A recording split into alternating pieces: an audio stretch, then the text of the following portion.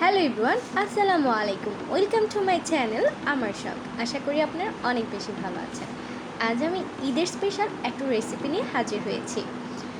এতক্ষণে নিশ্চয়ই বুঝে গিয়েছেন আজকের রেসিপি হলো জর্দা সেমাই। অনেকের কাছে এটি শুকনো সেমাই নামেও পরিচিত। চলুন দেখে নেওয়া যাক কীভাবে পারফেক্টভাবে শুকনো সেমাই অথবা জর্দা সেমাই তৈরি করা যায়। এর জন্য প্রথমে আমি 2 প্যাকেটের মতো সেমাই নিয়েছি। প্রতি প্যাকেটে প্রায় 200 গ্রামের মতো সেমাই রয়েছে। এই সেমাইগুলোকে আমি প্যাকেটের ভিতর রেখেই টুকরো করে ভেঙে নেব, তবে পুরোপুরিভাবে গুঁড়ো করে ফেলা যাবে না।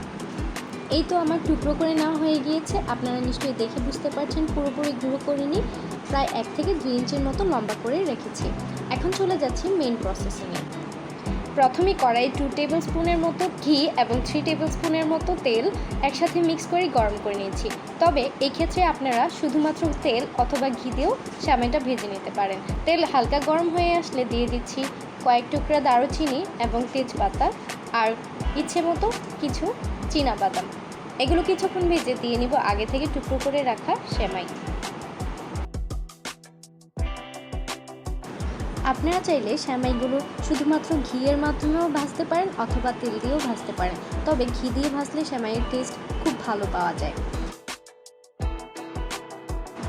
এখন সেমাইগুলো একটু ভেজে নেব, তবে পুরোপুরি ভেজে নেওয়া যাবে না।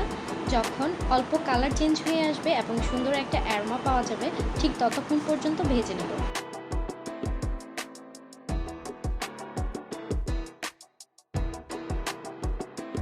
ভেজে নেওয়ার পর একে একে দিয়ে দিচ্ছি 1 কাপের মতো পুরনো নারিকেল। এটা অপশনাল, যারা পছন্দ করে না তারা বাদ দিতে পারেন। এখন দিয়ে দিচ্ছি 2 কাপের মতো চিনি। তবে আপনারা যে যেমন মিষ্টি পছন্দ করেন ঠিক তেমনটাই চিনি ব্যবহার করতে পারেন।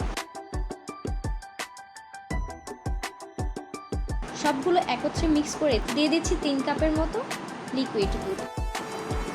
দুধের পরিবর্তে পানিও ব্যবহার করা যেতে পারে, তবে দুধ ব্যবহার করলে এর ভালো টেস্ট পাওয়া যায়। সব কিছু একসাথে মিশিয়ে নেব। মিশানোর পর চুলার আঁচ লোতে রেখে ঢেকে রাখছি কিছুক্ষণের জন্য।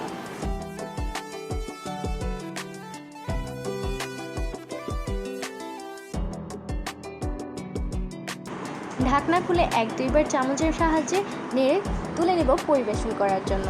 এভাবেই খুবই সহজে আপনার ইচ্ছে মতো সাজিয়ে ঈদে সার্ভ করতে পারেন মজাদার জর্দা সেমাই। আমার এই রেসিপিটি যদি আপনাদের কাছে ভালো লেগে থাকে তাহলে অবশ্যই একটি লাইক করবেন এবং আপনাদের বক্তব্য কমেন্ট সেকশনে জানাবেন। আর আমার চ্যানেলে যদি আপনারা নতুন হয়ে থাকেন তাহলে অবশ্যই চ্যানেলটি সাবস্ক্রাইব করে দেবেন। Thanks for watching. Allah Hafiz.